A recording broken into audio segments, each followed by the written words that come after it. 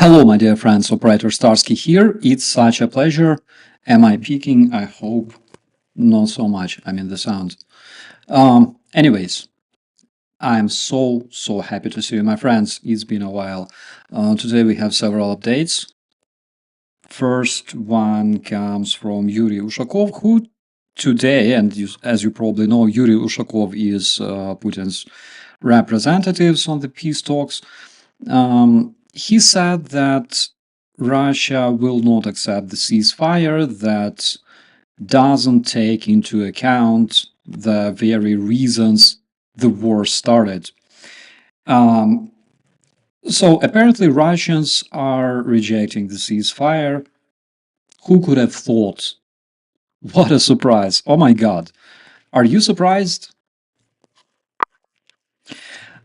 Let me tune myself down a bit because I think it's peaking. Anyways, guys, we had since 2014, we had almost, how much was that? 8 years, 8 years of Minsk agreements.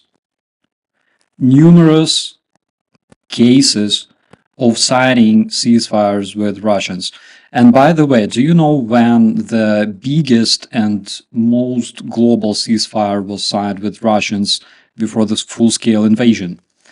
Under President Zelensky. When Zelensky became a president, 2019, first thing he said, he announced a global ceasefire, withdrawal of our artillery systems, withdrawal of our tanks from the front lines, and Putin agreed.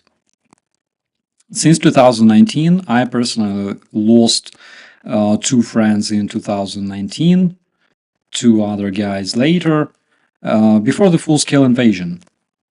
Just so you know what the ceasefire means if you do it with Russians. But today, after this message from Putin's representative, we had an opportunity to see Putin wearing a military uniform when he visited Kursk, and he looks so ridiculous in the uniform. Oh my God. You know, the other day we were talking with the friends, and I said, guys, like, maybe I'm biased. Maybe I have something that is, you know, that we call a prop deformation, right? It's where you, when you work, for example, in law enforcement or in serving the army, and after that you retire and your psychology is kind of, you know, deformed due to the years of service. And basically I said, if you want to tell about a person, if you can rely on this person, how responsible this person is, imagine this person being in the army, imagine this person being a military, right? For example, do you imagine, I don't know, I would not personally imagine President Zelensky before 2019 wearing a uniform. That would be kind of cringy because he was a comedian. But after 2022, I can definitely do that. The war turned him into a serious man. Can you imagine, for example, Marco Rubio wearing uniform? Why not? I can see him wearing uniform. Donald Trump, okay, I'm not talking about this. Because a lot of people unsubscribe. Anyways, Putin visited Kursk for the first time since the incursion of this region began, and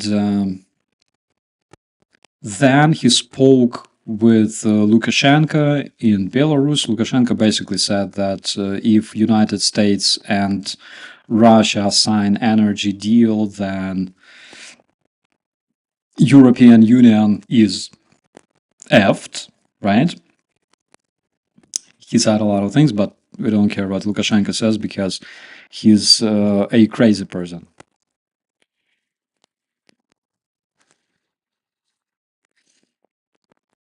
But after that, Putin had a press conference together with Lukashenko, and I spent literally 25 minutes trying to translate what they were talking about for you, my friends.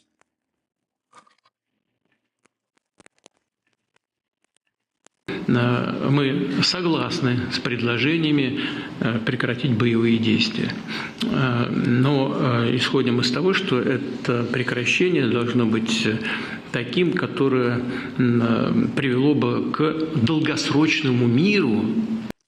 Guys, do you seriously imagine Russians saying, ceasefire, oh, okay, sure, thank you very much for war, we will just stand here and have a smoke, right? И устранило бы первоначальные причины этого кризиса. Теперь по поводу готовности Украины к прекращению боевых действий. Вы знаете, так вот, встреча американо-украинская встреча в Саудовской Аравии, она внешне, может быть, выглядит как принятие решения украинской стороной под американским давлением. На самом деле... As if, you know, as if American, he says basically that you may think, looking at Ukraine currently speaking in Saudi Arabia, that United States forced them to take this decision, but it's not the case, he says. Убежден абсолютно в том, что украинская сторона должна была бы просить об этом у американцев самым настоятельным образом, исходя из той ситуации, которая складывается, как сейчас здесь только что было сказано, на земле. He basically says, no, it wasn't United States that forced Ukraine to negotiate. Actually, Ukrainians begged them to start this negotiation process, because you can see what happens on the ground in Kursk, and we will talk about Kursk in just a second. And from what we can say, the main message is, no, we will not have a ceasefire until president is changed, for regions of Ukraine are given to Russia, and Russian culture and Russian language and other things, right? And here we have another video for you, my friends. И мы за. Но есть нюансы. This is the way Russians always speak, my friends, by the way. So just so you could understand, whenever Russians are like pressured, whenever they are under pressure, okay, they will kind of sign whatever, and they will violate it later. We know that. We saw that during the Minsk agreements between 2014 and 2022. We know that they never keep their word, okay? But what they also like to do is, like, peace, yes, of course, but there's a nuance. В чем не заключается? Первое. Что мы будем делать вот с этим участком вклинения в Курской области? That is, again, very important to remember that, and why he's talking about Kursk here. Если мы прекращаем боевые действия на 30 суток, что это означает? Что все, кто там находится, будут выходить без боя? Мы их оттуда должны выпустить после того, как они совершили массу преступлений против мирных граждан? Или украинское руководство даст им команду сложить оружие? Просто сдаться в плен. Как это будет? How can we allow ceasefire if there are troops on our territory? How crazy does it sound, my friends? How can Russia afford a ceasefire if there are enemy troops on their territory? This is impossible, right? Right? If enemy is on your territory, how can you have a ceasefire? If someone invades your country, how can you have a ceasefire? Это непонятно. А как будут решаться другие вопросы на все линии соприкосновения? а это почти 2000 километров. И там, как вы знаете, российские войска наступают практически на всех участках боевого соприкосновения. And the reason they advance, my friends, on all along the front lines, right? The main reason they advance is literally because 11 days, right? Ukraine had no intelligence coming from the United States. Coincidentally, which is something I cannot explain, coincidentally, this advance, especially advancing the Kursk region, started the same period when we lost our intelligence, when it stopped coming from the United States. How is it possible? And again, if you ever served, okay, not even in the military, if you ever served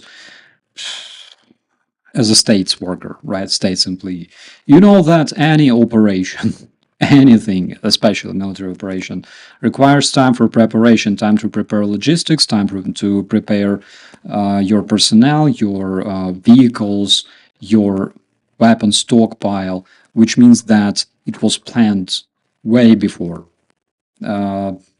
At least 2 weeks, at least. И там тоже создаются условия для того, чтобы мы взяли в блокирование целые, достаточно крупные подразделения. Значит, эти 30 суток будут как использоваться? Для того, чтобы на Украине продолжилась эта принудительная мобилизация, для того, чтобы туда поставлялось оружие, для того... Forcible mobilization. He keeps using the same propagandist narrative that there is forcible mobilization, there's war. Для того, чтобы мобилизованные вновь подразделения прошли подготовку, или ничего этого не будет делаться, тогда возникает вопрос, как будут решаться вопросы контроля, верификации, как мы можем и как нам будет гарантировано, что ничего подобного происходить не будет. Контроль как будет организован? So tonight, I think, there must be another round of negotiations between Americans and Russians. And apparently we will not see anything I'm forgetting the language. Kurva, я пердоля. Nothing will be adopted, okay? Nothing. There will be no agreement on the ceasefire. That is just my opinion. Okay. So we understand that Russians don't want a ceasefire. Why? Because they consider that currently they have cards, right? This is something that Trump likes to use the word cards because apparently he considers that it's just a game. Lukashenko also mentioned today that Putin has some cards to show to the American people. Apparently there will be no ceasefire and Russians will remember all of my previous videos when I was saying that, yes, Russians will be saying, we agree to have peace. But to Russians, peace means that Ukraine should not exist. That is the only peace they recognize, unfortunately. And unfortunately, a lot of talking heads in the Western media, the paid opinion makers, Tim Carlson, Tucker Poole, and whatever, they all say the same. The only way to achieve peace is literally to give up Ukraine. So it's clear. What are the next steps? Okay, we heard several rumors again coming from the officials in the United States and the White House that if Russia refuses to sign the ceasefire, they will face incredible sanctions. Everything will be sanctioned.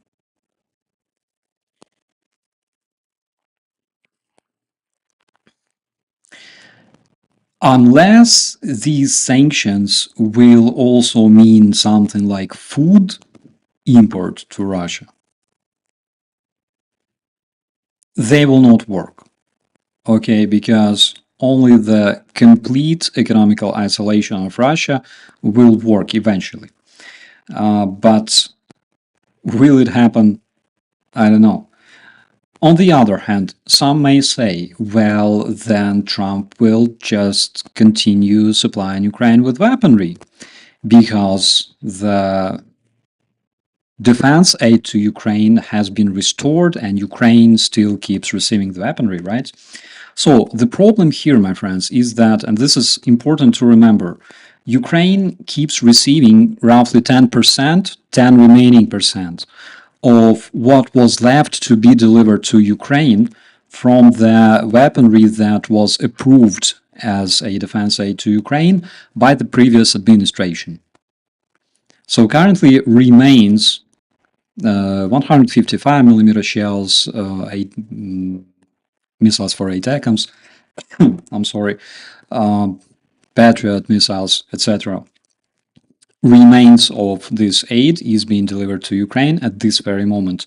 It will stop very soon. The question is, will the Congress approve the new aid to Ukraine? Will the Congress approve? Will Trump approve? That is the question. Now tell me, do you think that they will raise this question? Do you think that Trump and the Congress at this very stage, do you think they will be able to approve the defense aid to Ukraine? Tell me honestly, considering all the narratives coming from the White House, considering what Elon Musk says, calling people who visit Ukraine traitors, considering position of J.D. Vance regarding Ukraine, considering oh my God, everything that they said about Ukraine must understand that they will have to lose some territory. Considering all that, do you really believe that the defense aid to Ukraine will be approved this year? Honestly, I have my doubts, my friends.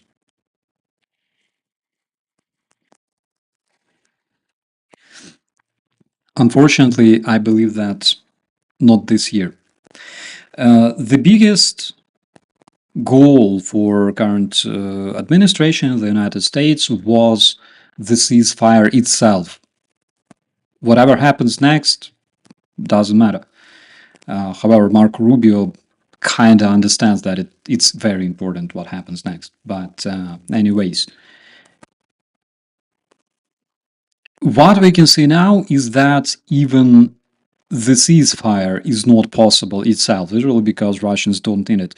Why would Russians sign a ceasefire if they invaded Ukraine? Like, why? One man that you know who I'm talking about the other day said that Putin wants peace. He's such a peaceful person. We have the best understanding with Putin possible, right? We are so happy that we have this connection, finally. Apparently not really the case.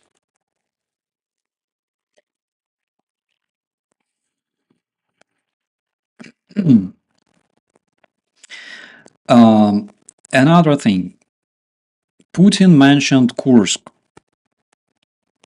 right?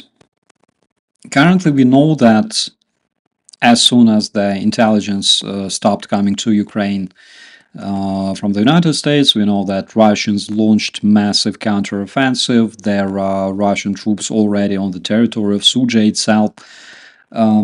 And they're doing their best to push Ukrainian troops out of Suja and lock them by incurring the Sumy Oblast from the Russian territory. So we know that this is happening. My idea, my forecast, right, is that apparently during the negotiations, of course, besides all that crap that was mentioned in the Istanbul act of capitulation of Ukraine that Russians were pushing, I think that Russians will, of course, say that they are ready to negotiate like peace and everything else with Ukraine, not a ceasefire, but lasting peace without Ukraine, right?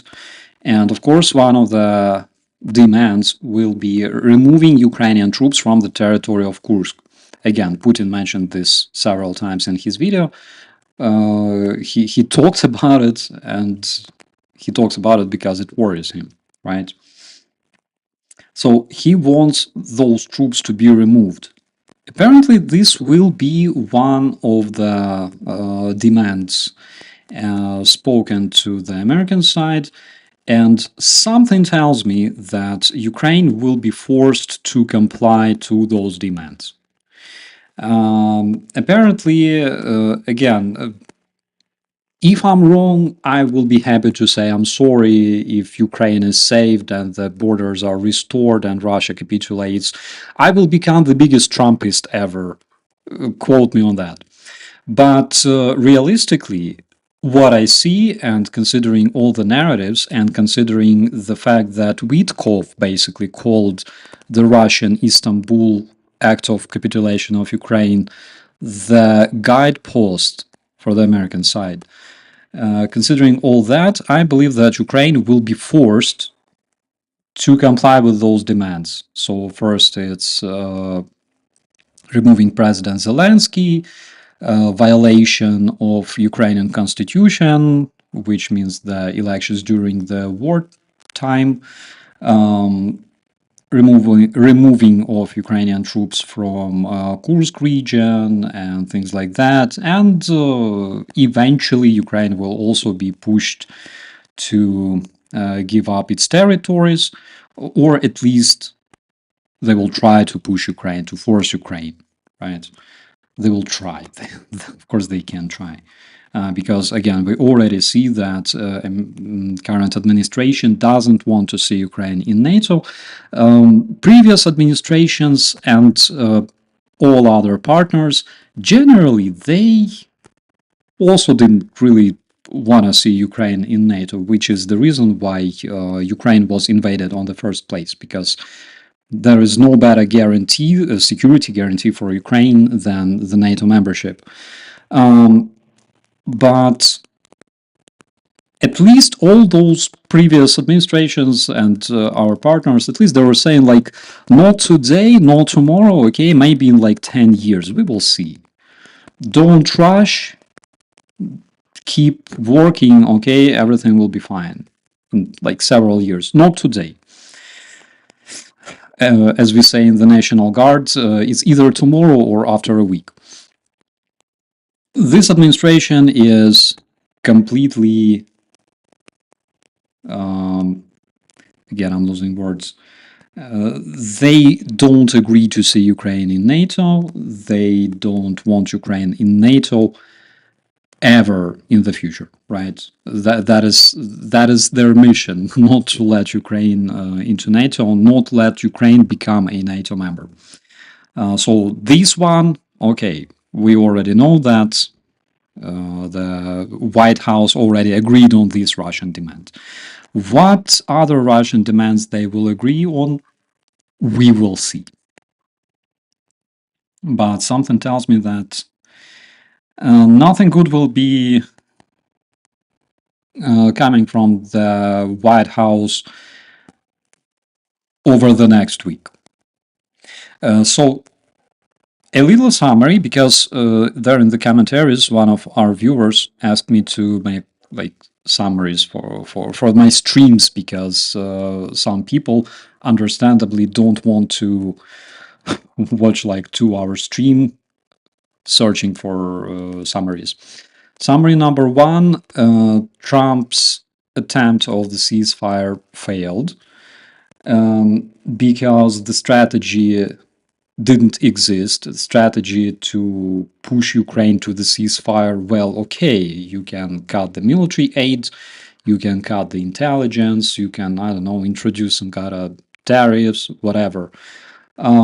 Yeah, this could have worked. The strategy of forcing Russia to sign the ceasefire didn't work because it didn't exist, because there is no strategy.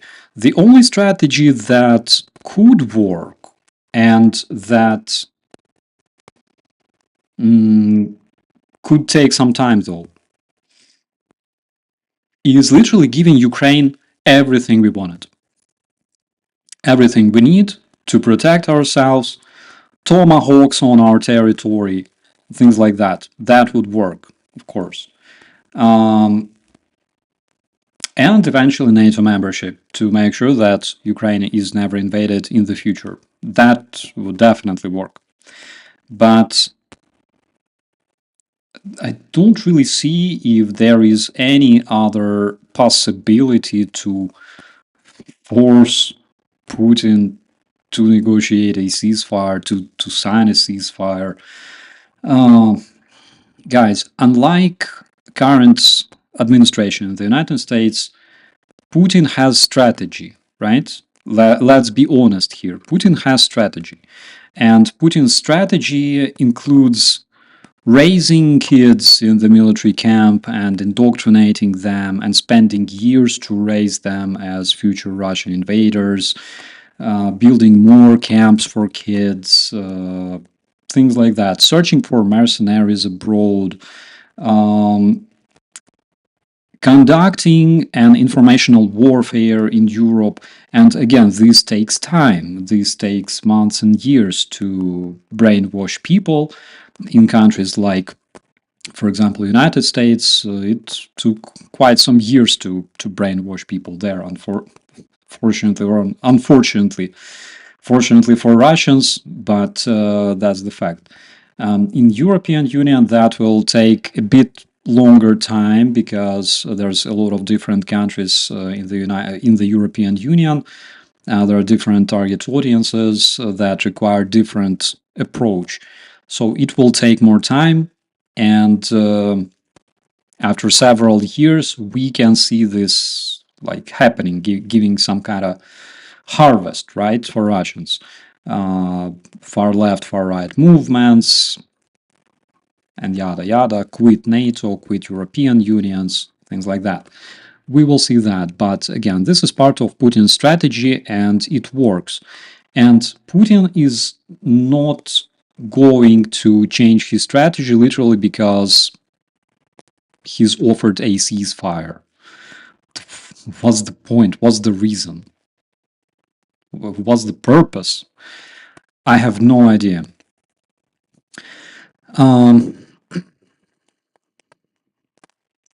And we have a very important commentary here. Don't turn on the US and Trump just yet. You do realize the US funds and equips NATO. That's the thing.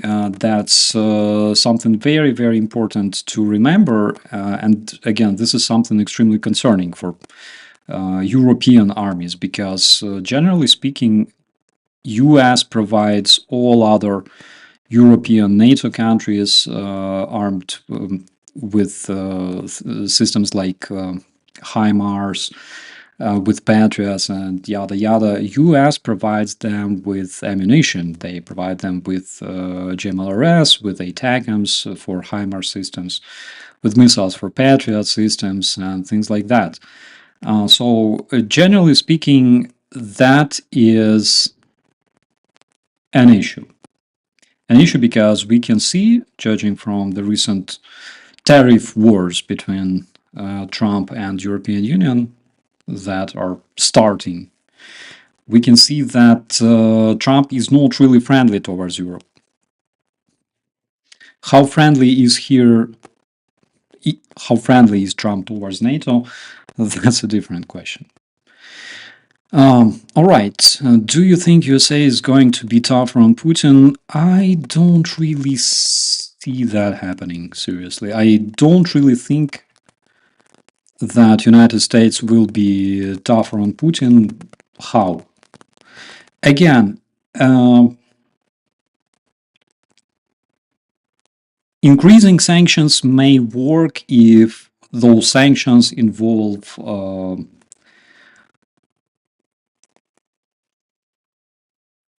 like food import, export, and things like that. Complete isolation of Russia is possible and it will be effective. Generally speaking, it would work much better than investing tons of money into weapons production. It would be much more effective than building new factories for producing 155mm shells. Like literally, that will be effective because if Russian population is desperate on the Russian territory, they can do all kinds of crazy things. But I don't really think that Trump will agree on that. What I think, what I think, what it seems more possible to me is that Trump will try to play. He tries to beat Ukraine with a stick, and he tries to give cookies to Russians. That is something so obvious. So I feel myself like a true captain saying this, right? So I think that he will probably try to force Ukraine to give up something, to comply to some demands, at least some demands, start with elections in Ukraine and start with making Russian language a state language, make a foreign language of the country that occupied you for 70 years and killed millions of your people, make it a state language. That is my opinion.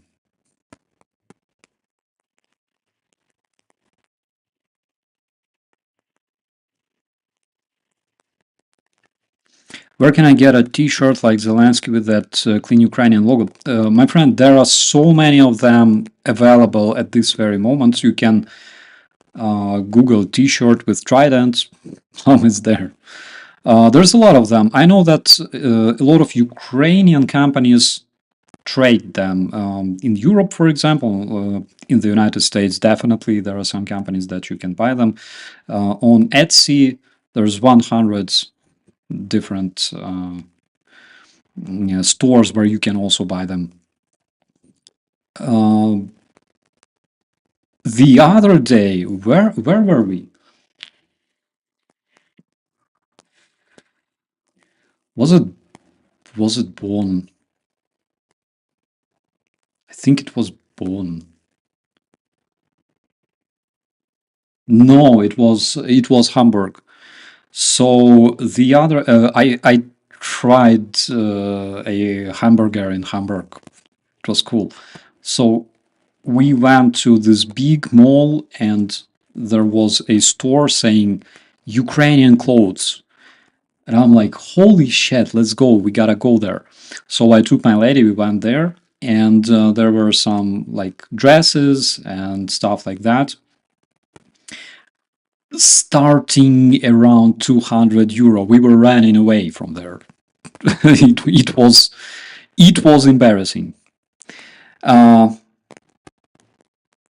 But generally speaking, my friend, you can also check out my merch store if you like. Maybe you can find something there. We have some really cool patches.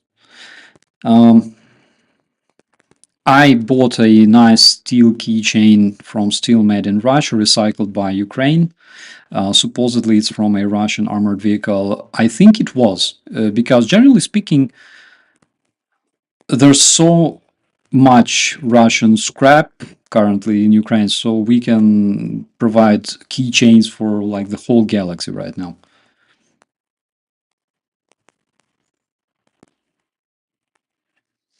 If it sounds like BS and smells like BS, it probably is. Absolutely. I agree with you, my friend.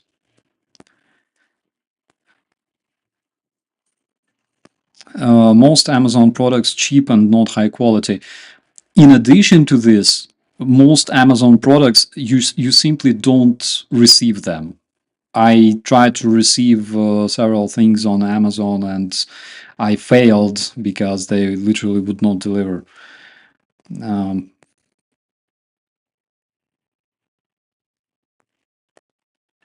if Russia's state language, Putler could use as excuse to invade to protect Russian speakers. That's exactly what he did. Generally speaking, Russian language was used as a foundation for Russian tanks to arrive to Ukraine, to invade Ukraine.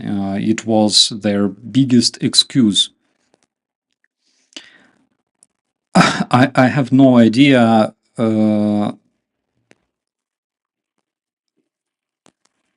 Even if we take Azov, majority of those guys speak Russian. Okay, I don't even consider the fact that Azov only emerged in May, which was already a month after that supposed massacre of people of Donbass that only exists in Narnia, right? Only in Russian imagination. But they come from Kharkiv, and Kharkiv is generally Russian-speaking place. There's a lot of majority of people there speak Russian language. And at the same time, I don't really think that they want this language to become a state language in Ukraine. What flavor vape you smoking? So I have, I have a unicorn shake here. I have no idea what it is. Smells like banana and some magic. Banana with magic. Good morning from Australia. Good morning, my friends. I thought about streaming tomorrow morning, which is your evening, but unfortunately tomorrow I have to prepare some video for UATV. And by the way, today I made a video with one of extremely interesting people. So remember, I talked several times, I mentioned this, the Battle of HOSTOMEL. That is literally one of the places where the war started, the full-scale war started itself. So we were in HOSTOMEL with this guy, and he's an Australian. He's literally one of the first fighters from abroad who were with us from the very first days. That is insane, my friends. And I made interview with him. He was in my brigade for a while, and hopefully,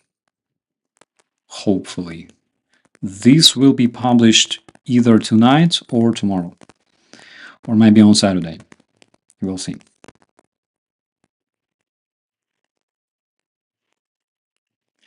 See, we gotta pretend we don't see. I failed. I failed, my friends. I failed. I'm addicted to the nicotine. It's not because I like smoking. It's not smoking, vaping. There's a difference. It's not because I enjoy. I don't make any excuses like it helps me relax or helps me stay concentrated. I'm literally addicted to nicotine, I admit. But I will quit. I don't give up.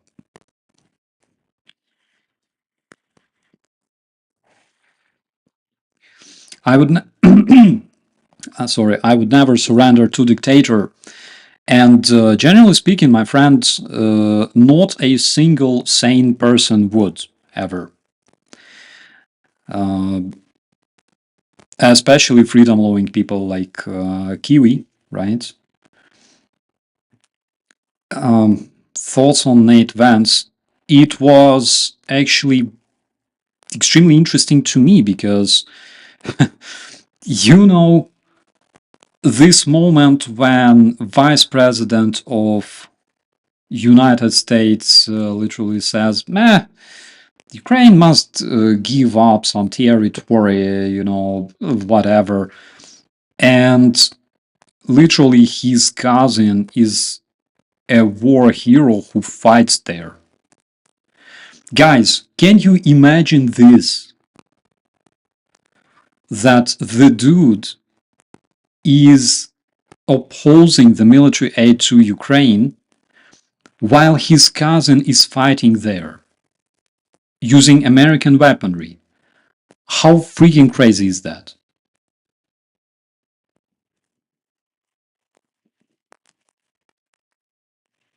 I have no words.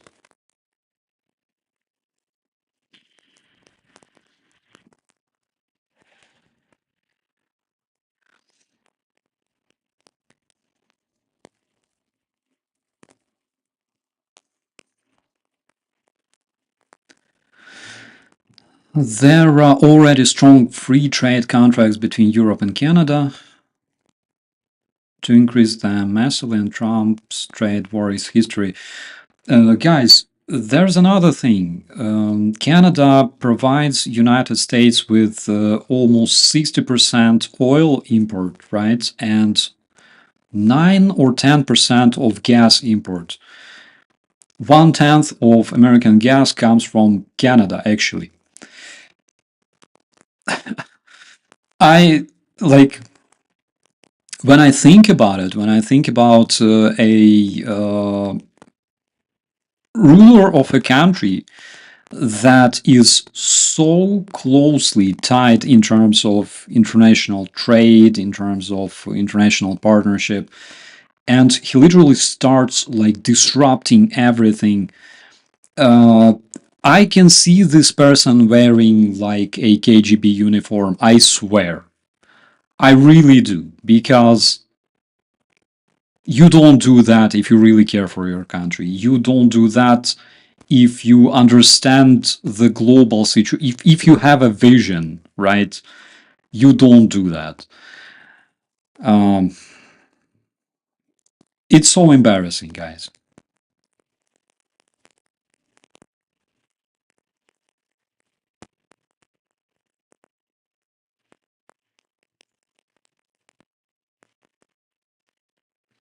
At some point, Trump may also invade Canada under some pretext.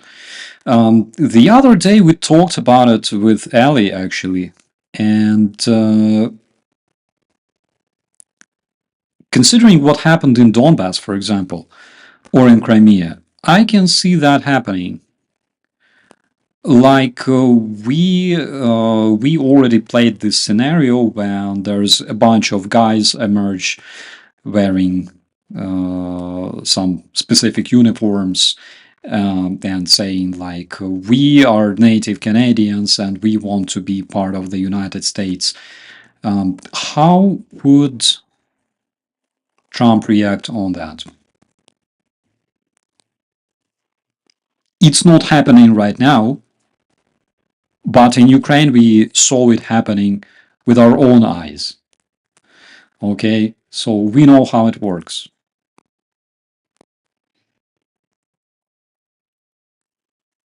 Also, guys, I heard some disturbing rumors coming about the Panama Channel. Like, currently, allegedly, United States military are developing several plans on how to take control over this stuff. Please let me know if you heard about it.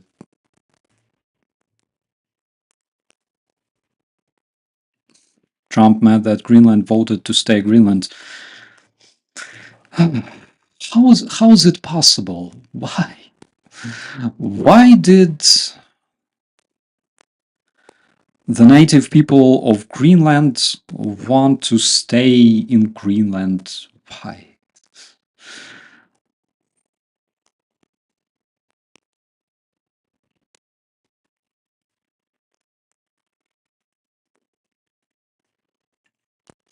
Trump said he'd take Panama by force.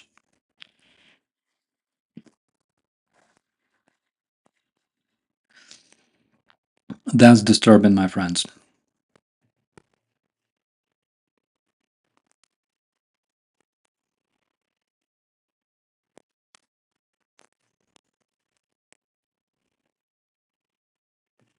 Have you seen Ria AI's Red Runway Chaos? Yeah, I saw that. It was crazy. AI does some really, really crazy stuff.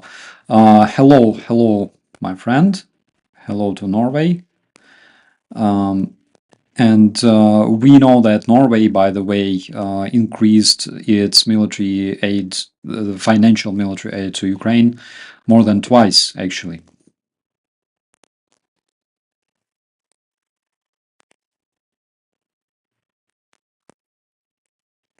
So much for the anti-war president.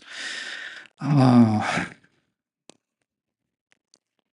you know, I'm not an American. I don't really even feel like criticizing Donald Trump for his decisions. Not regarding Ukraine. I will always criticize anybody regarding like international relations involving Ukraine. But Trump, his international relations and internal relations really don't feel like criticizing. I'm not American. I don't live there. Uh, I support what is good for American people. I support American people. I even respect their decision to vote Trump, seriously, because as a communication specialist, I know that it's only their partial responsibility. Please don't hate me, but it's true. Because Trump's communications team was extremely strong. They were saying all kinds of lies to make people believe. A lot of my friends believed that Trump would stop the war like this, and they're smart people actually, and things like that. So his communications team was really good. Also, all kinds of paid propagandists, including the propagandists that were paid by Kremlin, they all massively promoted Trump. So with that huge international international support, yes, he won the election. It's not surprising, but speaking of his internal policy, I don't feel like criticizing him much. It's like, it's like you guys start criticizing Zelensky for, I don't know, there's a lot to criticize Zelensky for, especially a lot of his team members, right? Mykola Tищенko, one of the advisors, his close friends, who was later arrested under President Zelensky, by the way, for corruption. He's like a fucking madman. So it's like you start criticizing us, but guys, I accept it. You're not Ukrainians, though I respect your point of view, etc., etc. But when when a dude tells you that I will make peace. We will never invade other countries. American soldiers, how he said during his inauguration, he said, American soldiers will only defend United States, and everybody went applauding and stuff. And now he wants to take Greenland, take Panama Channel. What else? I don't know. Can Ukraine reclaim Crimea with the Russian base still there? It generally depends on the state of the Russian army there. It generally, it's possible, especially if Ukraine manages to break to the shore of the Azov Sea, effectively blocking Crimea from Russia, and it's pretty much possible, but not this year, I would say.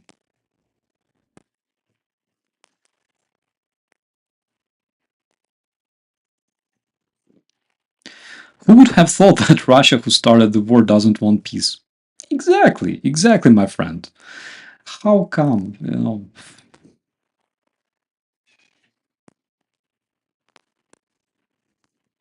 Literally, dude broke into your house, right? or like a bunch of armed goons wearing masks and AKs. They broke into your house. You barricaded in one room. They took another room, and then you call police, and police arrives and goes, "Guys, why don't you just have peace, right? Have a ceasefire. You stay in this room, and you stay in that room. And while you stay in this room, dear goons, you can use like this PlayStation as much as you like." It's crazy.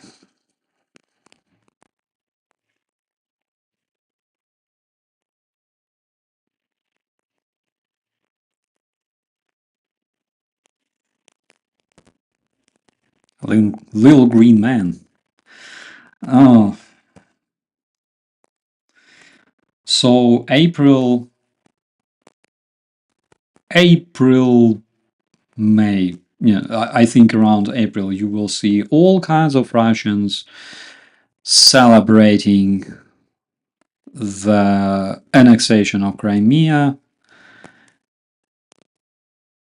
9th of May, you will see Russian Победобесие. I talked about Победобесие. This is basically victory, how to call it? Victory orgy, right? It's when they dance naked, wearing like military hats and red flags with sickle and hammer and do all kinds of crazy shit in Russia on 9th of May. Hmm. Who is bigger liar, Putler or Trump? I know that Putin lies all the time, okay?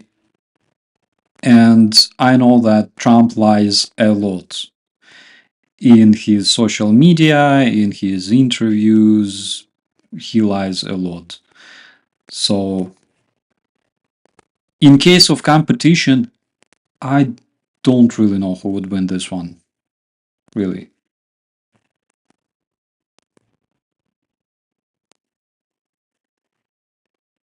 Too much Trump on the news, I'm not hungry. Mary, same here. I wanna wake up someday and not see or hear anything about Donald Trump. Seriously, this is my only wish for 2025. Now Russia might be out of war. Will they help Iran? Russia will not be out of war. This war is currently the only thing that keeps Russia running, because Russian industry, all kinds of Russian production is now working in the regime of a wartime. If Russia stops now without reaching its military goals, it collapses.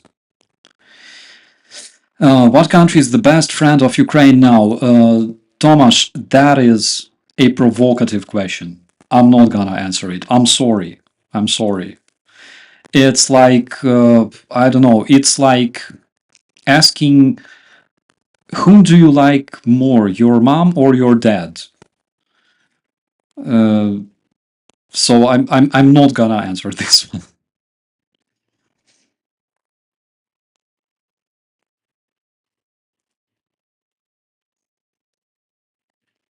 I just watched Mark Rutte Trump meeting. He put Trump in a good mood. Oh, I really hope that this good mood results, dear Kim, in something positive, because Mark Rutte is the guy who openly calls Russians for what they are, terrorists, terrorist regime. Mr. Rutte is absolutely sober in terms of assessment of the situation. He understands the situation in Ukraine, in Russia, and the needs of Ukraine. So he has a very, very clear understanding. But unfortunately, when they say that to Donald Trump, I have such impression that he literally ignores everything. You know, when you say like anything about Russia being a terrorist regime, etc., I think it just goes through him, like, you know, bypasses his listening sensors. Germany and Poland, guys, it's hard to say which country helped Ukraine more because, for example, there are countries that delivered like billion worth of military and humanitarian aid to Ukraine. There are countries that delivered smaller humanitarian or military aid to Ukraine, but there are smaller countries with smaller GDP. And for example, when Estonia donates 1 billion euro to Ukraine and Germany donates 1 billion euro to Ukraine, it costs a bit more to Estonians, right? Just a bit. So I'm not saying that some countries delivered more, so it makes them our bigger friends. Some countries delivered less, but we are equally grateful to everybody who helps Ukrainian military, who helps Ukrainian civilians, and also takes care of Ukrainians abroad. Don't take care about me. I am self-sufficient, but big thanks to all the people who care for Ukrainian civilians currently searching for their refuge abroad. There's a lot of people who lost their homes. There's a lot of people who literally had their houses destroyed by Russian aviation and artillery or captured by Russians. And we are really grateful to everybody who helps.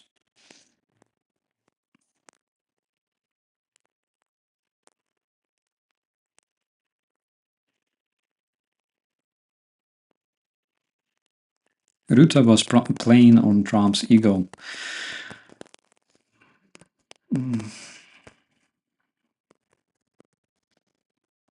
It hurts me so much to imagine somebody that you have to appease to, like, there is a business etiquette, all right, or diplomatic etiquette, and if you stick to it, then it's fine, okay.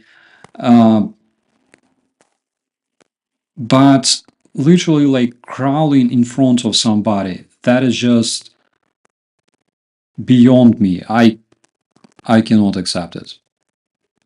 Yes, when you talk to somebody, you can be a little like flattering. I accept that completely. But it's not supposed to be your main strategy to literally, you know, leak somebody's rear. That is insane in 21st century, 2025, and people think that, oh my god, did we put enough likes under his publication? That is so insane, my friends. Oh, Maya, hello, hello, hello. Greetings to beautiful Japan.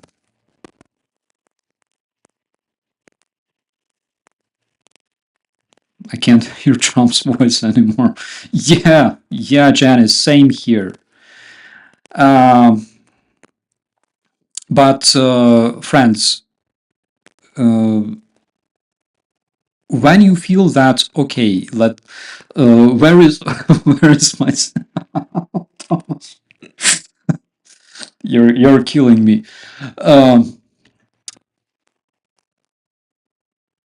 Sometimes it feels like, okay, I should just turn off the news and just disappear for a while because I cannot stand it, okay? It's just so stressing. On the other hand, you know, there are people who live under stress a lot. I'm currently not in a trench. I spent years of my life sitting in a trench. That shit is stressful, okay? But at the same time, over the past 3 years, every single day, what I do is I wake up and literally read how many children died during a drone strike in Ukraine, or how many Ukrainian prisoners of war were executed. There was a fresh case recently, and things like that. And that is literally something that I start my day with and finish my day with. And if you think that this is something motivating, it's really not. But I have to do it.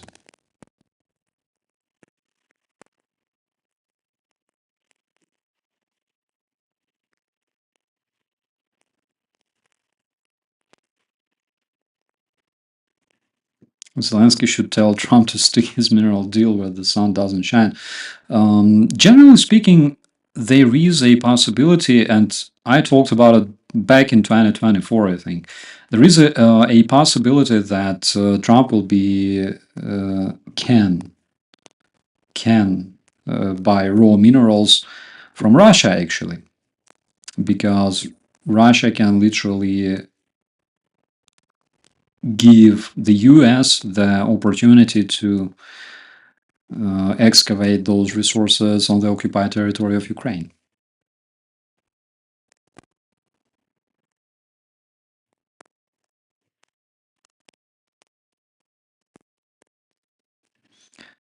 Ukraine is in a solid position, as is Zelensky too. Absolutely, absolutely.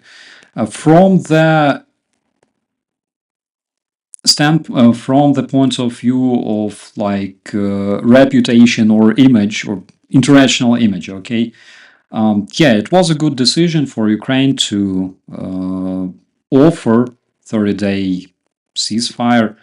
It was a great decision, and you cannot erase from the media the statements made by the US authorities that finally we can see that Ukraine is ready for peace, and now we expect the same from Russia. And this will show who wants peace for real. Dude, Ukraine was invaded. Of course, Ukraine wants peace. Ukrainians want peace more than anybody else. I cannot see how it can be like opposite. But now we gotta see how United States and Russians will be solving that, negotiating that. I don't really see United States forcing Russia to do anything. Dear surfer, see you later. Be safe. Oil refineries, yeah, that is another good answer, but again, oil refineries are as important to Russia as they are for Trump, actually.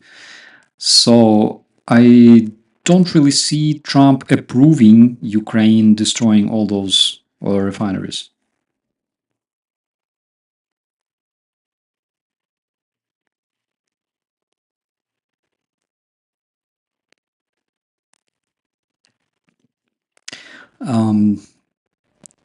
I think that he will make an attempt. He will make an attempt to convince Zelensky that it's a proper thing to do. And generally speaking, who knows, maybe it is. But on the other hand, we would like to see something similar happening on our occupied territory, on the territory that is currently occupied by Russians. That would be probably fair.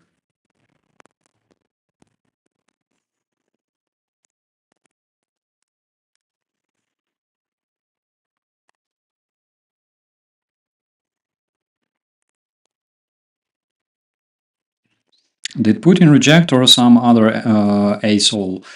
So there was some other asshole initially, Yuri Ushakov, the representative of Putin, who said that we won't agree on such ceasefire. We want the reasons of this war to be removed.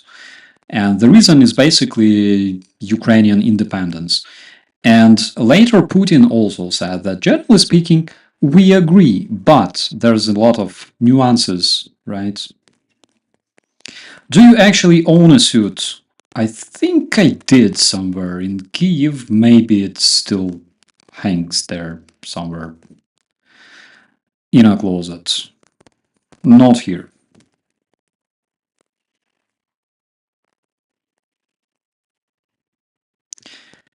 Ukrainians say costume, not suit, and that is correct. Ukrainians say costume. How else do we call it? We call it costume. I don't know why.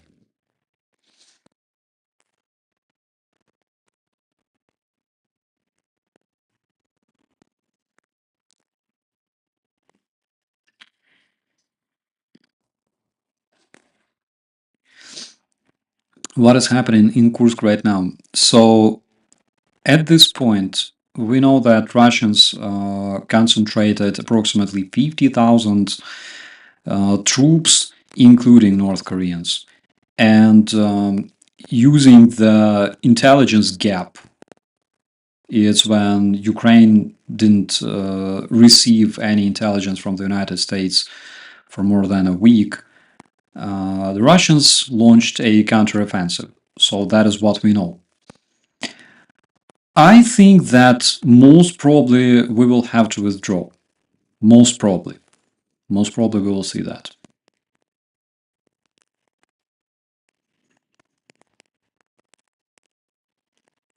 Generally speaking, what did Ukraine receive from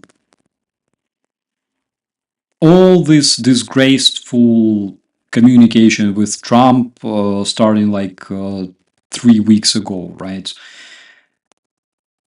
The only thing Ukraine received is basically Russian counteroffensive in Kursk and withdrawing from several positions. That's all we received. Stopping of intelligence, that's what we received.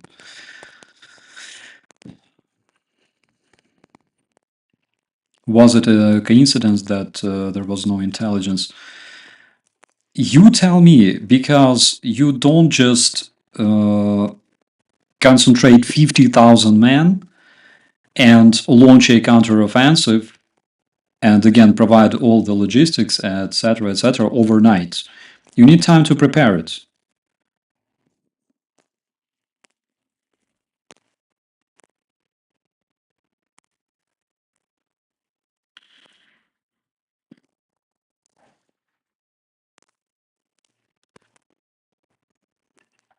It would be hard to stop intelligence out of the Oval Office when there is no intelligence in the Oval Office.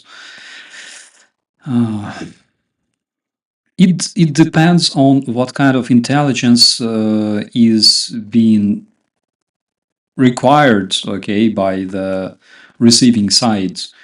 If it's something related to situation on the front line in Ukraine, it's one thing. But if it's something related to, I don't know, who talks shit about Musk in the social media, that is a different thing.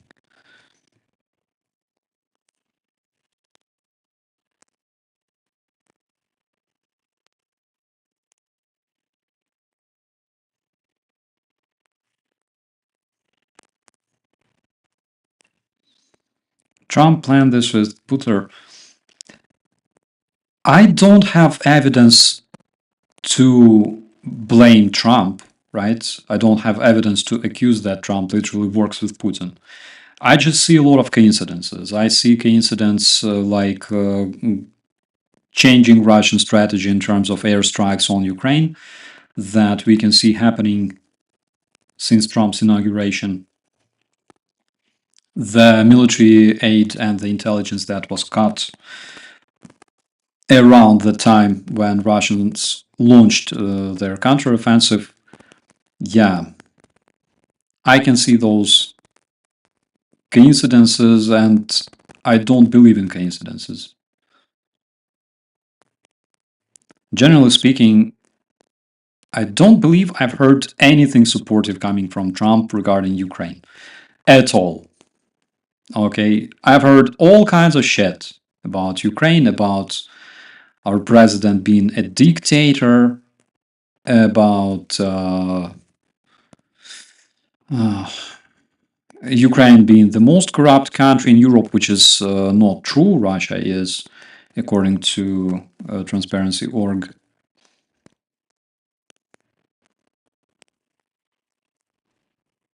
And generally speaking, remember during the debates, he was asked whether Trump wants victory for Ukraine. Basically, he said, like, I just want peace. That's it. That's the answer. Victory for Ukraine is the justice itself, right? Victory for Ukraine is when Ukraine returns its territory, when people return their homes, when attacker is punished. That is justice. That is victory for Ukraine. That is when war criminals are being prosecuted in The Hague for their crimes. That is justice, right? We have law. And if we want to live in a peaceful and secure environment, we need those laws to be preserved and protected. And if there are people who think like, meh, well, Ukraine was part of like Russian Empire 200 years ago, it must be returned, you know, or like Crimea before 1954 was Russian territory, actually. And Russia has more rights regarding Crimea because Russia fought during Crimean War and yada yada.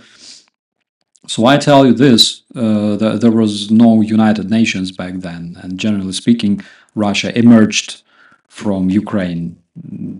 Russia emerged because there was Kiev, right? So Russia, generally, according to this point of view, belongs to Ukraine. But there are international recognized borders, which was the biggest reason why we didn't have much wars in Europe since 1947, right? And if we want law, if we want security, then we should protect the law, right? We should stick to it. And it's not like when somebody attacks you and policeman comes to help and then policeman goes, you know, this dude is stronger than you, right?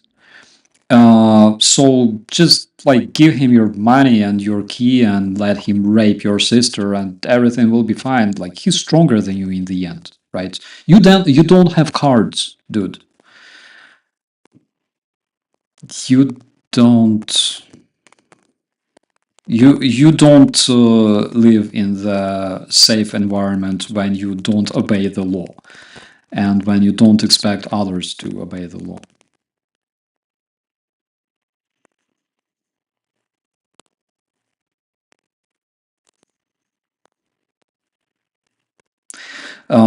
My dear friends, everybody knows that. Uh, Me especially. I have absolutely nothing against American people, even those who elected Trump. I have absolutely nothing against those people.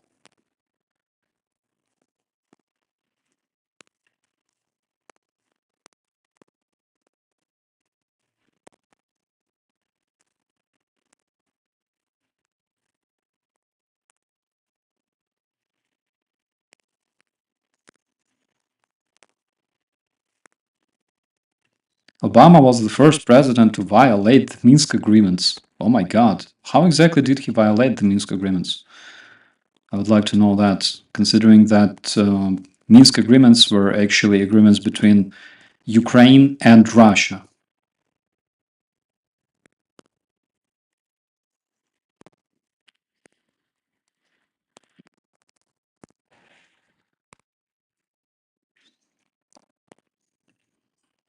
I wonder if they actually filmed Trump back in the 80s. I don't know, my friends. I have no idea.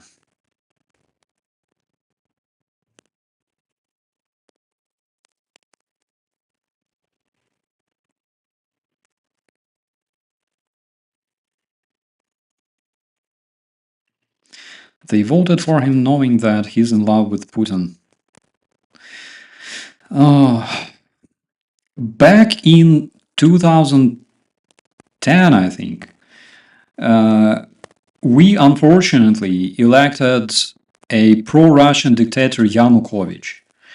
And people generally knew that Yanukovych was a mafioso. He did his time 3 times in jail before becoming a president. Again, according to Ukrainian constitution, you cannot become a president of a country if you've been in a jail for crimes like robbery, things like that. And he did it. He actually did it. And he talked about it. But because he had influence on the court canceled his,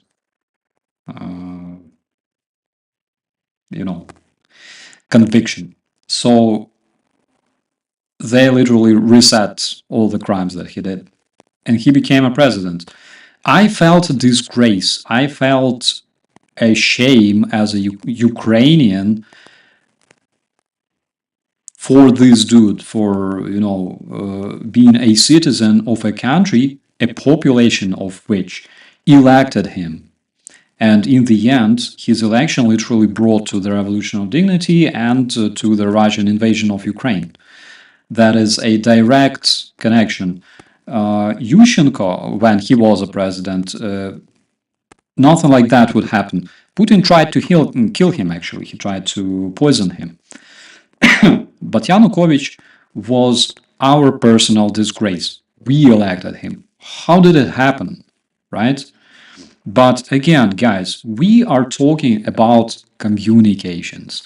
And when it comes to communications, there are teams that work together and have enormous salaries. People like Paul Manafort, by the way, because he worked for Yanukovych back then. And they work on changing or shaping people's opinion, right? All the technologists, all the PR specialists, all kinds of communication specialists working in the teams during elections, they know magic how to change people's opinion, right? They know magic. And when two teams collide, like for example, Donald Trump versus Kamala Harris during the debates, right? When both teams collide, you can see all kinds of magic duels happening there. Guys, don't underestimate communications, right? Unfortunately, a lot of people underestimated the power of communications in the United States. And even today, if you ask, for example, like any random MAGA person, this person will tell you that I don't believe in Russian propaganda at all. Russian propaganda is so primitive. So I literally will recognize it and I will never believe it. I'm too smart for that. Yeah. And by the way, COVID was made in the American lab in Ukraine, funded by the US aid. So please don't underestimate communications, okay? They do their job. That's why they even exist. I can tell a bit how they work from the inside. That's why I'm telling you, don't underestimate them.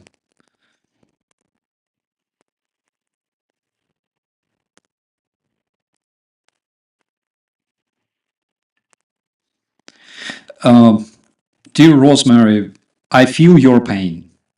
I felt the same in 2010, 2011. Literally, when we had Yanukovych, I felt the same. You have my respect and my love.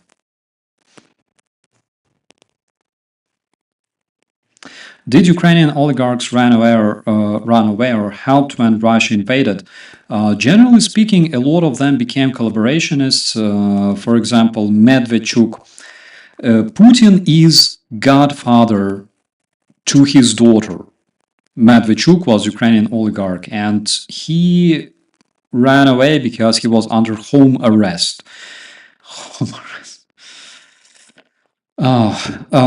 So he ran away and he was captured, and later we traded Medvedchuk.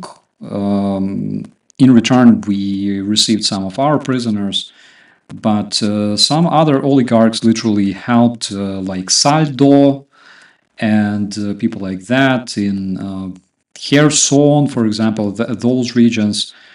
They keep helping Russians, and a lot of them, unfortunately, come from, or not even unfortunately, unexpectedly, come from Yanukovych's former political movement, right? The pro-Russian political movement. I think I have like a third eye growing on my forehead. I'm not sure what the hell is that. Gotta check. I know what it is. It's like, I have this vaping liquid called unicorn shake. I'm literally turning into one, I think.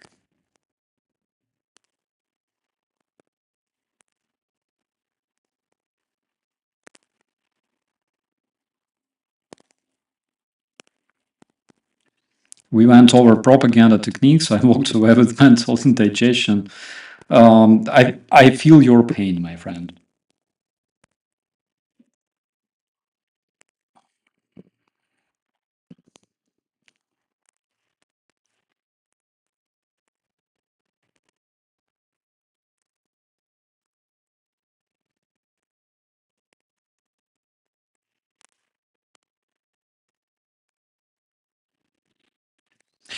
Is there a system to change Starlink? Our guys are working on that. James from Why Ukraine. Let me know, by the way, my friends, if you want me to have a stream with James, because I think he can tell a lot about, first of all, drone warfare, and second of all, maybe he will shed some light on a system that can change Starlink in Ukraine, because this is something that he's kind of involved with. There are systems, there's a European system, but unfortunately it's like 10 times more expensive. It exists and it's utilized in the Ukrainian armed forces. I'm not really sure about the civilians, but the Starlink is currently the most available thing.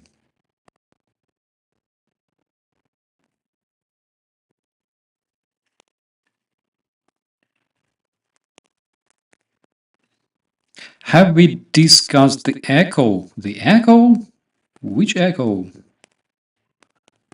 Do I have echo? Guys, let me know.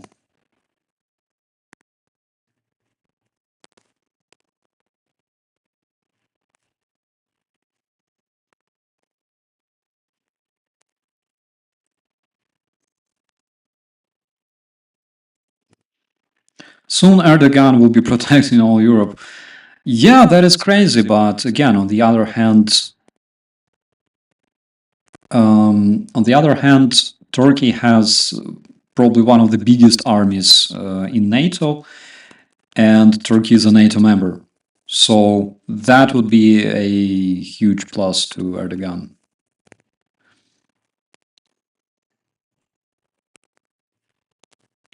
At the same time, Erdogan reminds me of Trump just a bit, okay?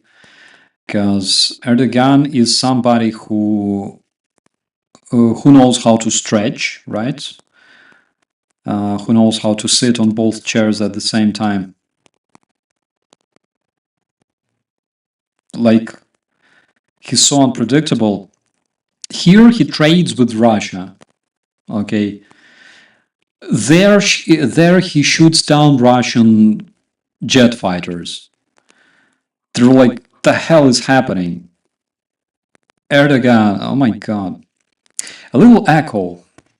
Okay, I think the problem is that I have an absolutely empty room here. That is why there will be echo, but I'm using voice isolation, and that is why you can hear only a little echo. If I turn it off, it will be just so bad.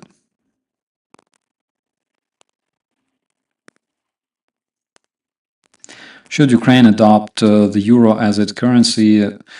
I believe if Ukraine becomes, when Ukraine becomes part of the European Union, it definitely should adopt euro. For example, Poland, and you know that I love Poland so much, but when you arrive to Poland on like Flixbus and you want to buy water, and you walk out a bus and you go to a kiosk and you can only pay zloty in that kiosk, that is very demotivating, and you have to go and find some place where you can either exchange or download some zlotys. So yeah.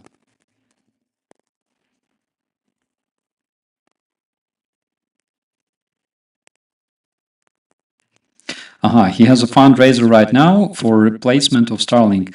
I think I would literally invite him for some of my next streams because it's something really, really interesting. Not sure if he can talk much about it. I will ask him, okay? I will ask James if he has something to tell, right? Because there's OPSEC. We live in fucked up times if we ended up relying on another dictator. Absolutely. Yeah.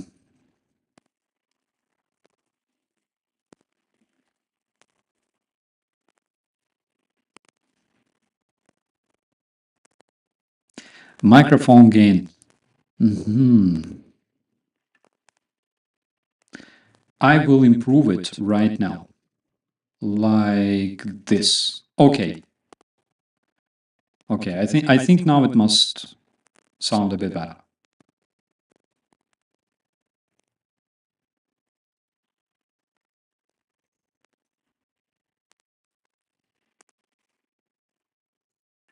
Erdogan plays both sides against the middle. Oh my god, I didn't look at it from this perspective actually.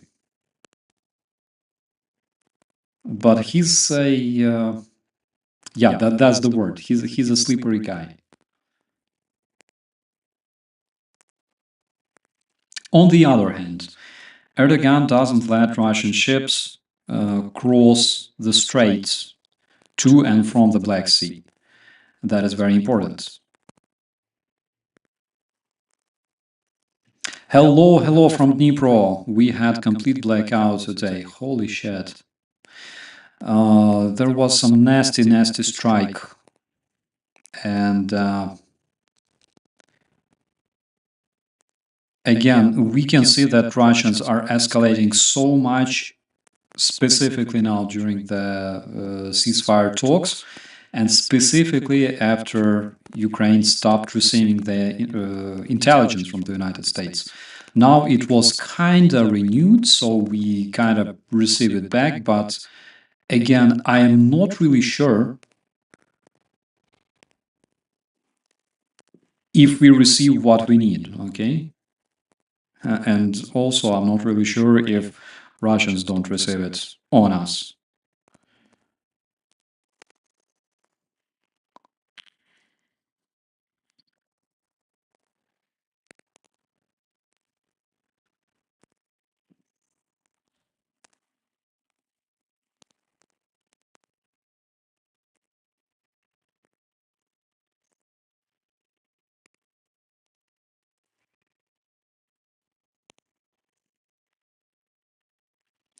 Turkey backed Zelensky after the Oval Office fiasco. Yeah.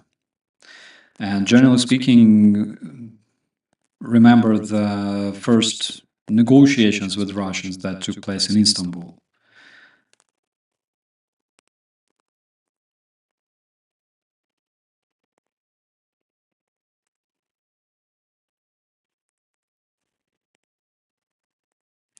Mic sounds like it has some reverb. Actually, like the room has a bit of reverb. I'm not sure. Wait a second. If I switch to this one, it will be so bad. So I will keep this one, probably.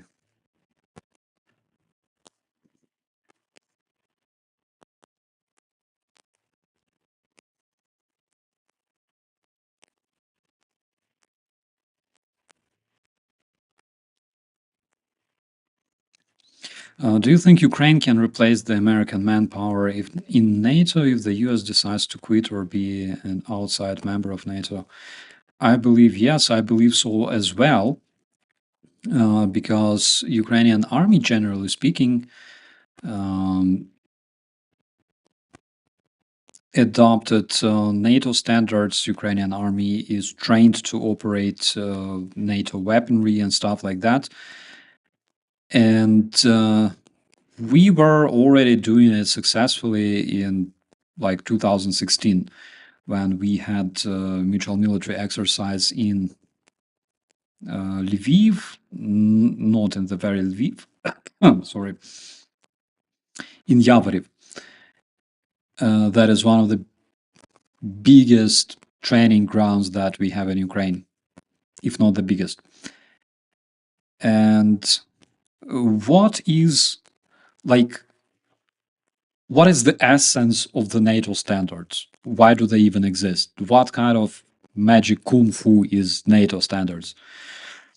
The very purpose of NATO standards is to make sure that French military can fight alongside with Italian military and Swedish military on the same battlefield. That is like the simplest explanation possible. The very idea is to make sure your multinational army can fight effectively. That's it. And Ukraine already in 2016, my brigade specifically, we participated in mutual military exercise, and they were so good. As for me, they were so good.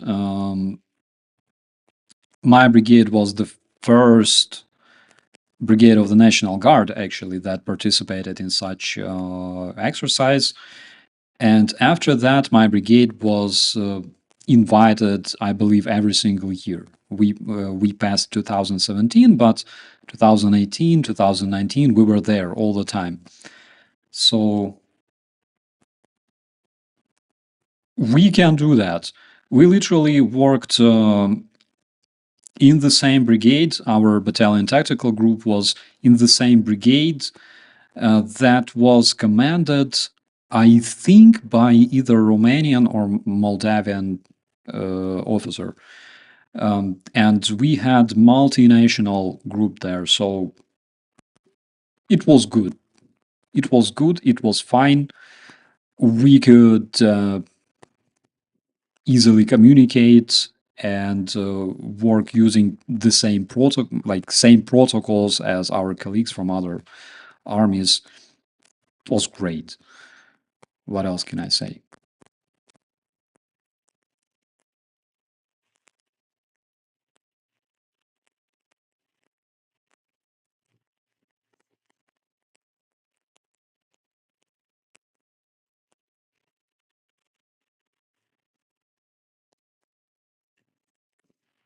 Is it possible that Trump is Putin's agent because moves what he used now for America is not good for them and for their economy? Is it possible? Yes. Is it a fact? No, but is it possible? Absolutely. If I wanted to destroy a country using my asset there as a president, that is something that I would do. Exactly.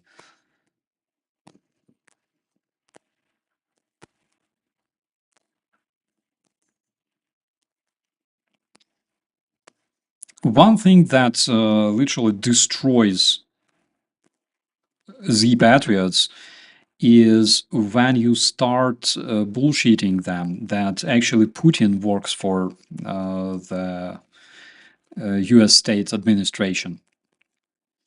Because looking at what he does to Russia, you know, that is like, something that I like to torture the Z patriots with. Like, I just start bullshitting them that actually Putin works for the United States, for CIA, that Putin was recruited back in like Dresden, and his main mission is to destroy Russia, destroy Russian population, burn as many fertile Russian men as possible on the war and things like that. Works every single time. You can literally see their like brains like on fire, like starting burning.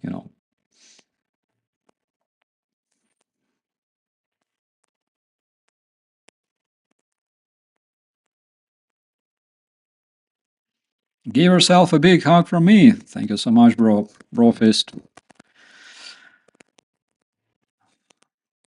And Putin's Trump brother from another mother. Oh my god. I don't even want to imagine Putin's mother.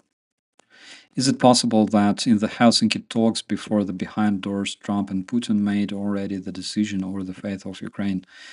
Um, I tried to compare Putin back then, Trump back then, and Trump today. I don't think it was the case. Because, for example, you remember when United States servicemen eliminated several companies of Wagner when they tried to take the oil refineries, and I believe oil refineries that were controlled by Kurds and by the United States infantry. So basically, that was the moment when I realized that no, Trump probably cannot be Russian agent, or at least Russia doesn't have so much influence on him right now. However, on the other hand, oh, hello, Simon. How are you? How are you, my friend? However, on the other hand, I don't really see Trump, attacking Russia much, considering that basically they helped him win the election. Let's be honest.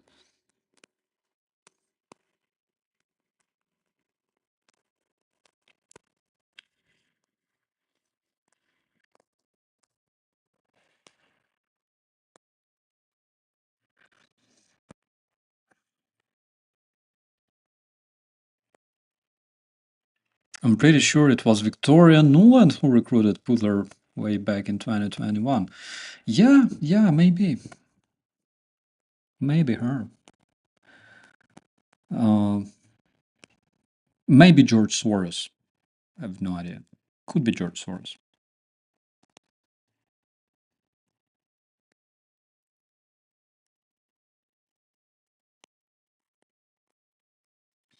What's your take on Donald Trump for Americans?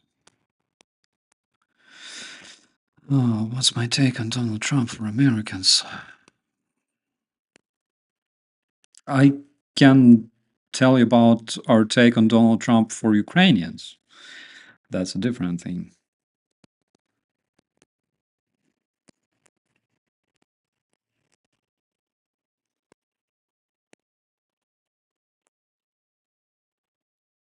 Like, if I want to say that, my dear Americans, you made wrong choice with Trump because, and here I stop because I don't know anything about life in the United States. All right. But what I can see is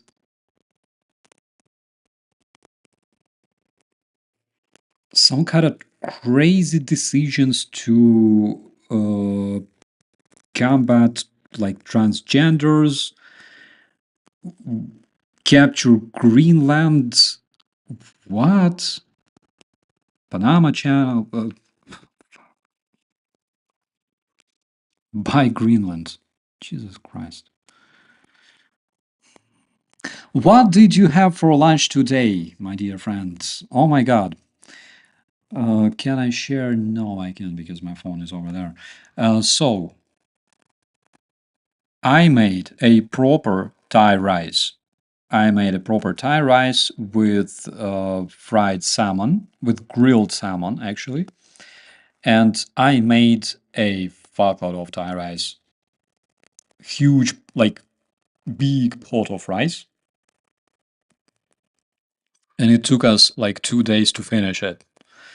So that is something I like to do, like, like cook huge pot that you can eat for like 3 days straight.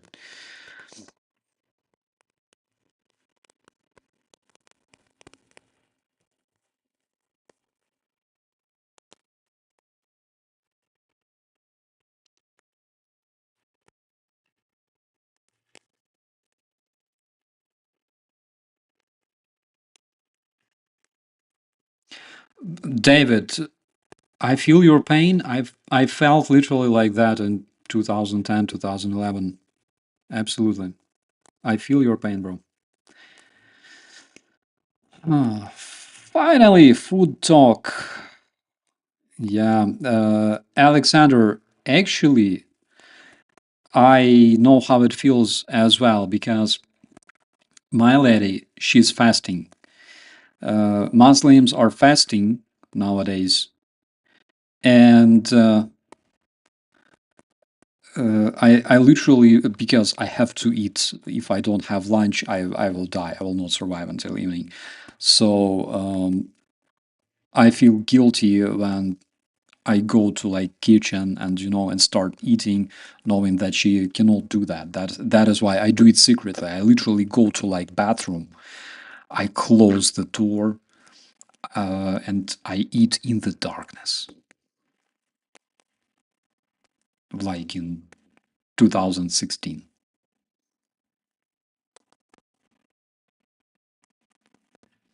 I was just thinking that salmon sounds good for dinner tonight, maybe with a garden salad and some couscous. Okay, I gotta tell you this. So, uh, in Iranian language, whatever you say sounds like a curse because kus is female genitals in Persian language. That is something I discovered. So this word makes Persians chuckle very, very bad. And things like, I don't know, Ukrainian name Konstantin, things like that, they fall down and laugh.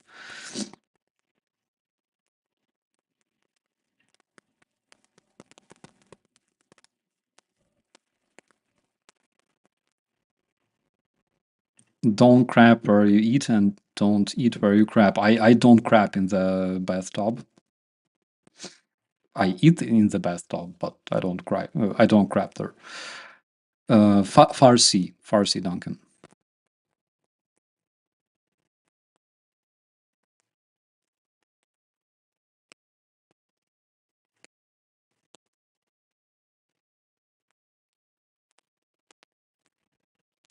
Salmon, really? Salmon Danish?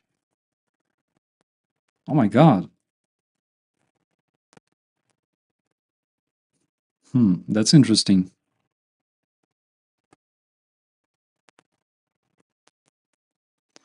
Well, actually, I secretly asked her to teach me like uh, Persian curses, how to curse in Persian, and I do it like all the time now.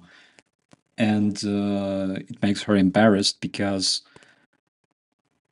she's like one of the few Persians in our area, and when I curse in Persian, everybody knows who taught me. So Farsi is from, yeah, yeah. Farsi means Persian. Farsi is a language used in Iran, Afghanistan, Tajikistan, in India as well. There are several regions speaking Farsi.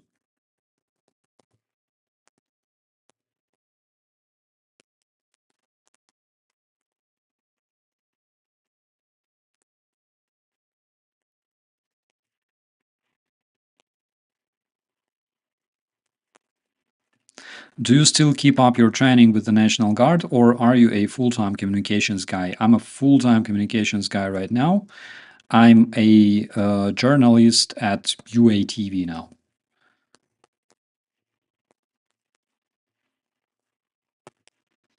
Jackie, hello. I'm just listening. Greg Terry, crazy things unfolding right now, bro. Yeah, they definitely do. They definitely are. We were talking with our friends here about this.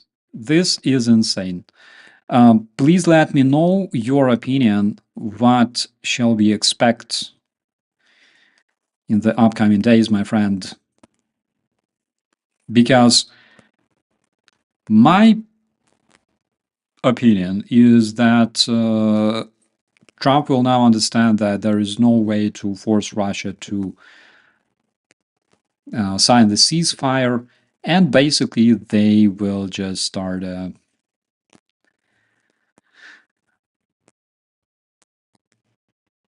so Russia has accepted a 30-day ceasefire with a few exceptions. Oh, really? Let's check.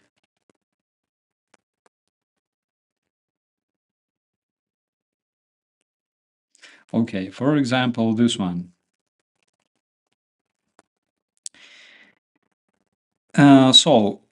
Due to Donald Trump, almost all big Russian banks, including the Central Bank and Mosbirja, uh, are now completely internationally blocked. That's interesting. What else? The USA restart supply of GLSDB, that is kind of aerial bombs for Ukraine. These bombs will supplant ATACMs. They can strike the targets at a range of up to 160 kilometers. That is interesting. I can see any updates on Russia agreeing. We were talking about this early in the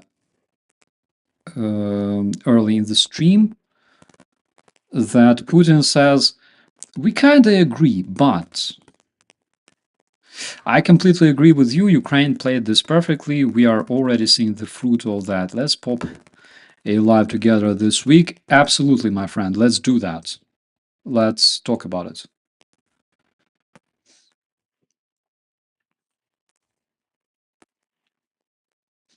Okay, what next?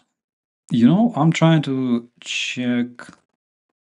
They say that Keith Kellogg was excluded from the negotiation process because he was too pro-Ukrainian. That is according to NBC. No idea.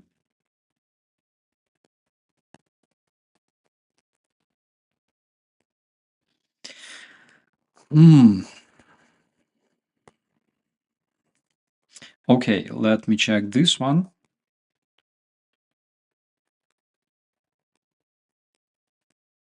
Nothing new, my dear friends. Absolutely nothing new.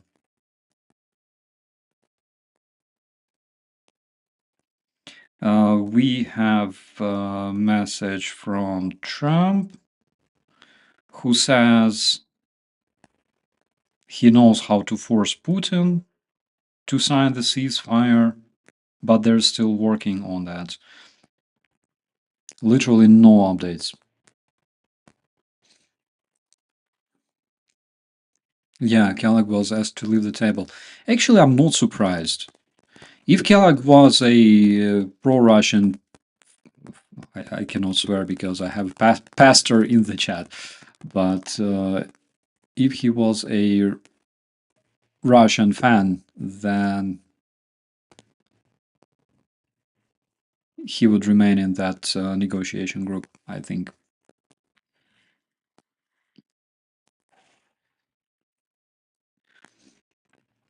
And this, my dear friends, is the most sober thought of tonight. That's the thing. We all believe what politicians are saying, and we know they lie all the time. I completely agree with you. Yeah. The most horrible thing, my friend, is that we are basically people who elect them, who give them power. And another even more horrible thing is that people who can truly change something, they never want to become politicians. Russian propaganda is on all media, absolutely. We will hear a lot of different stuff these days. Putin copying Zelensky and wearing a uniform. Yeah, that was so cringy. That was so cringy seeing Putler wearing a uniform. My God. When you look at them, you like they look as if they came from a comedy movie, like Putler and Gerasimov. They look so freaking funny because they are. Louisa, have a good night. I will be running away in just a second as well. I'm trying to. Oh, Kellogg is 80 years old. Really? He looks good. I mean, I wouldn't say that he's so old, actually. Putin double, was it? I think so. Oh, and Jake Bro also visited our stream tonight. Thank you so much, my friend. Tell me your thoughts about all that disgraceful stuff happening out there, because I don't know. Do you also believe that Trump will be pushing Ukraine to comply with Russia's demands? Let us know in the chat, please, brother.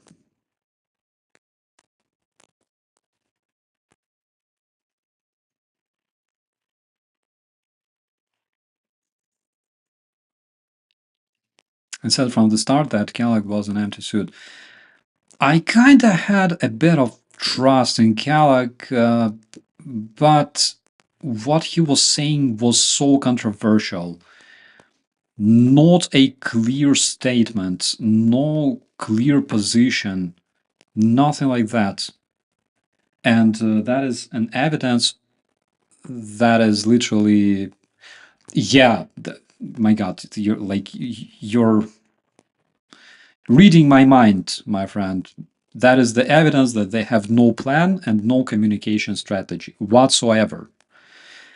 When you hear people from the same administration saying completely different things, like Kellogg, J.D. Vance, Hegseth, and Trump himself, who says that Zelensky is a dictator, and then he says that he's not a dictator and whatever.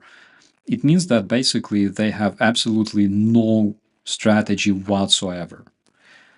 And this is something disturbing, my friends, because strategy must be there if you want to win, if you want to be successful, if you want to convince somebody that you have some kind of clear vision, that you have a roadmap to achieve your goals, that is the strategy. If you don't have strategy, what you end up with is playing, this game with your citizens, like saying all kinds of controversial stuff, and your citizens in the commentaries, they will fight, saying that, holy shit, you're playing 5D chess.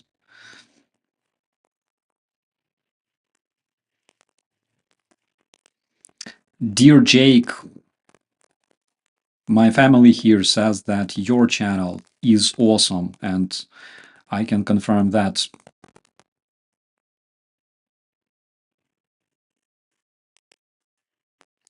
What was more cringy? What was happened today with the Secretary General of NATO in the Oval Office that was totally cringe-worthy? Our country is being led by a social... I watched just a bit of Rutte speaking with Trump, and I so much feel for Rutte.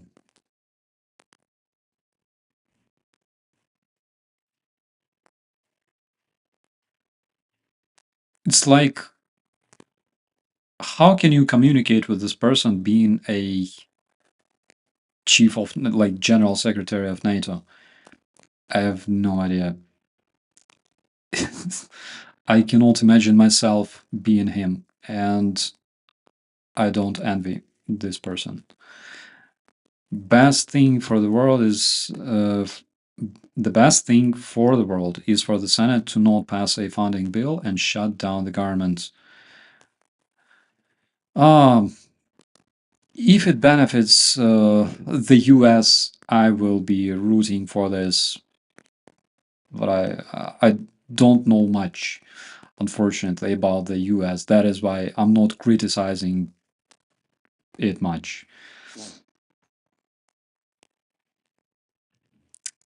How can you fire Trump? They can in just several years, I think.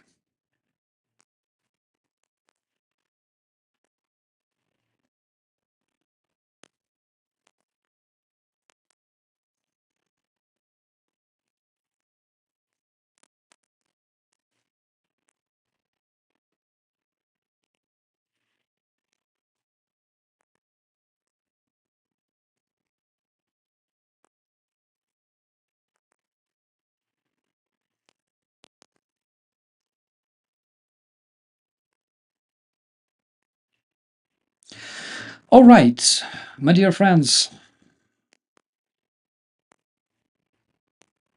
it's 2 hours since we started discussing all this crazy stuff happening today in Saudi Arabia and around the world generally.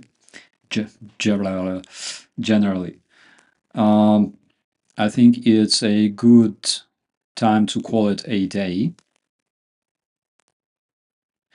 And frankly speaking, I think it's also a good time to eat something tasty.